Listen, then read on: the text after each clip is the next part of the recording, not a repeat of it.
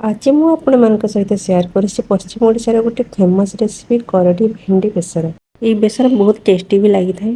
तो प्रथम करडी को एमती धोईकी ताकू गरम पानी में 1-2 मिनिट में सिझे देबा।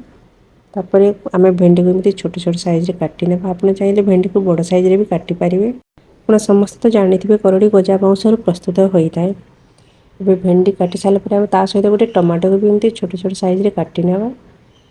यही बेसर प्रस्तुत करने आम गोटे मसला प्रस्तुत करवा। मु गोटे गिनार नहीं गोटे बड़ चामच धनिया ता सहित अर्ध चामच जीरा और अर्ध चामच सोरिष या बाटी गोटे पेस्ट आम प्रस्तुत करवा। तापर कढ़ई रे तेल गरम करी प्रथमे भेंडी को आम भाजी नेबा। भेंडी सामान्य लाल हैला परे से आम जो सीझा जाइतिबा करडी को चिपुड़ी के भेंडी सहित ताकू भी टिके भाजी नेबा। करडी और भेंडी टिके भजा ही सारा पर आम गोटे प्लेट को ट्रांसफर कर सेम कड़े आम आउ टिके अल्प तेल देकी से आम देवा गोटे चामच सोरिष आ गोटे सुखिला लंका। आपड़ चाहिए पंचफुटण भी दे पारे भृसंग पत्र भी दे पारे। ता सहित टमाटो को आम भाजी नेबा। टमाटो आम देवा अर्ध चामच हलदी गुंड और स्वाद अनुसार लुण। टमाटो सफ्ट हुई कवर करनेबा। टमाटो सफ्ट हो सारी टे अल्प पानी देके आउ टे भाजी नेबा।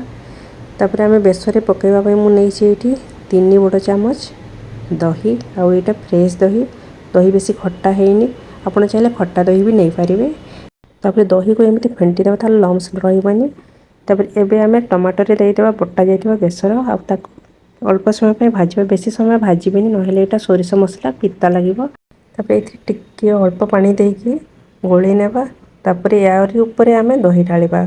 आउ दही ढालिबा समय रे आपण फ्लेम को ऑफ कर देबे नहेले दही छिंडीबार चांस थाए नहेले फ्लेम को लो भी कर दे पारिबे।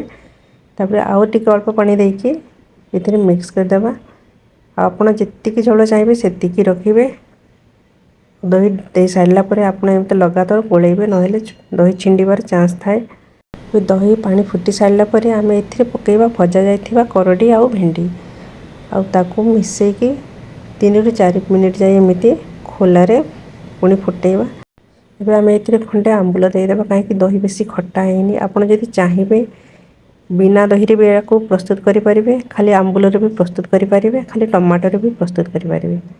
एबे हमर प्रस्तुत हो जाइछि आंबुल भेंडी करडी बेसर। और यही बेसर को गरमा गरम डाली भात सहित खाइले बहुत टेस्टी लगी था। रेसिपी जदि भल लगे वीडियो गोटे लाइक शेयर करतु चैनल को सब्सक्राइब करंतु।